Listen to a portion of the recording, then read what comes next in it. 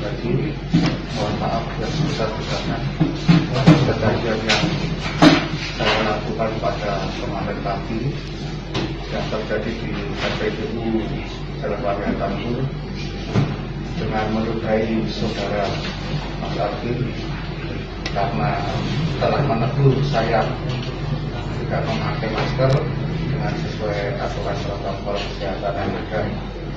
Maka dari itu, saya pribadi sekali lagi mengucapkan mohon maaf sebesar-besarnya atas kejadian tersebut dan saya tidak akan mengulangi perbuatan saya lagi. Terima kasih. Saya selaku korban maafkan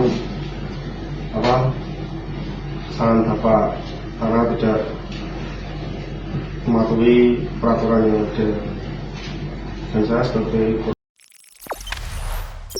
Jangan lupa subscribe, share, komen, dan like ya.